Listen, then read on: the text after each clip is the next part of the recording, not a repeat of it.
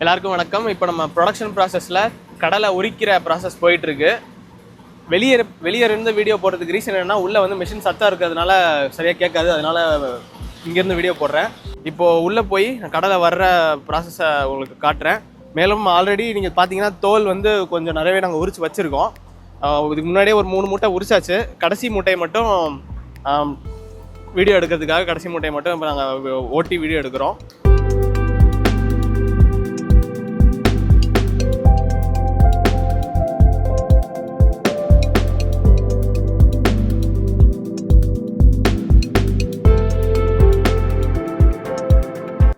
இப்போ நம்ம தோல் உரிக்கிற வேலையை முடிச்சாச்சு.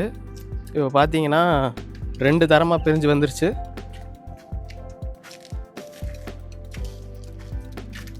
இது வந்து ஆல்மோஸ்ட் முழு பருப்பாக வந்திருக்கு. இது வந்து கொஞ்சம் உடஞ்ச பருப்பாக வந்திருக்கு. அதுவும் இல்லாமல் இதில் கொஞ்சம் பிஞ்சும் கலந்து வந்திருக்கு. இதை வந்து நாங்கள் கையால் உடைச்சி பிஞ்சை பிரித்து எடுத்துருவோம். இதை டைரெக்டாக நாங்கள் செக்கில் போட்டு ஆட்டிடுவோம்.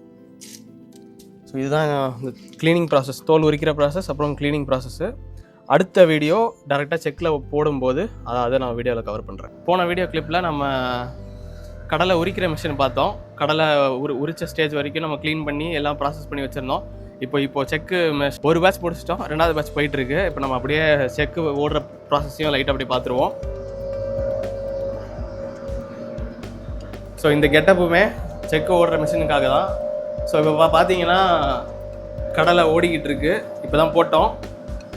எண்ணெயும் கொஞ்சம் கொஞ்சமாக அதோ வருது.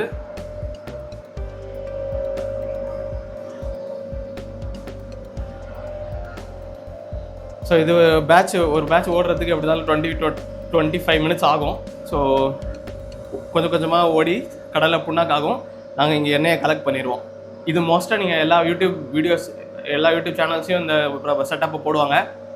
ஃபேன்சி செட்டப்லாம் இல்லை, எல்லாரும் வச்சக்கூடிய அதே ரோட்டரி மிஷின் செட்டப் தான். இந்த ஆயில் வந்து எடுக்கிறது கோல்ட் ப்ரெஸ்ஸுங்கிறத இன்ஃப்ராரெட் தெர்மாமீட்டர் மூலிமா உங்களுக்கு நான் காட்டவும் செய்கிறேன்.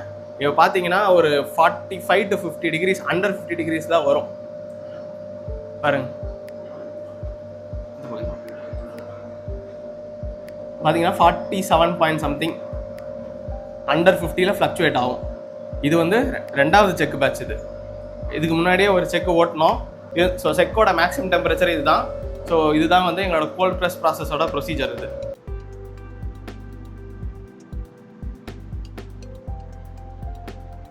இப்போ பார்த்தோம்னா நம்ம ஆயில் பாட்லிங் ஸ்டேஜில் இருக்கோம்.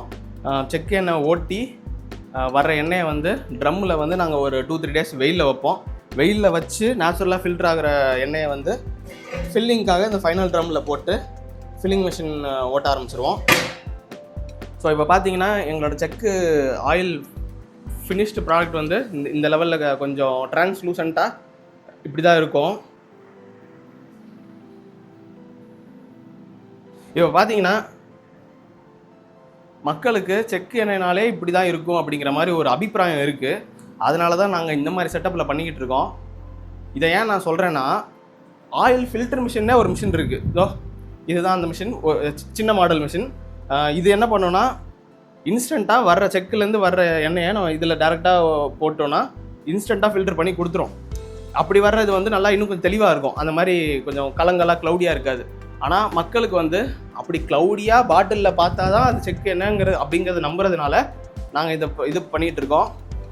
நாங்கள் மெஷின் வாங்கியுமே இந்த செட்டப் பண்ணுறதுக்கு காரணம் மக்கள்கிட்ட இருக்கிற அந்த ஒரு எண்ணம்னால தான். ஏன்னா அதில் இப்போ ஆயில் ஃபில்டர் மிஷினில் போட்டால் மட்டும் எண்ணெயில் வந்து எந்த பெரிய குவாலிட்டி டிஃப்ரென்ஸ்லாம் வந்துடாது. நீங்கள் காஃபி இல்லை டீ அரிக்கிறதுக்கு யூஸ் பண்ணுறீங்களா, ஃபில்டர் பண்ண யூஸ் பண்ண அரிப்பு மாதிரி தான் உள்ளேயுமே துணி செட்டப்பில் இருக்கும். துணி செட்டப்பில் மோட்டரில் வந்து எண்ணெயை புஷ் பண்ணோம். அது கொஞ்சம் புஷ் பண்ணி நீட்டாக ஃபில்டர்டு எண்ணெயாக இன்னும் கொஞ்சம் இதை விட இன்னும் கொஞ்சம் தெளிவாக எண்ணெயாக கொடுக்கும். ஆனால் மக்களோட அக்செப்டன்ஸ்க்காக தான் நாங்கள் இந்த மாதிரி ஒரு ஃபில்டரிங் மெத்தடில் பண்ணுறோம். எல்லோரும் இந்த மாதிரி தான் பண்ணுறது தான்.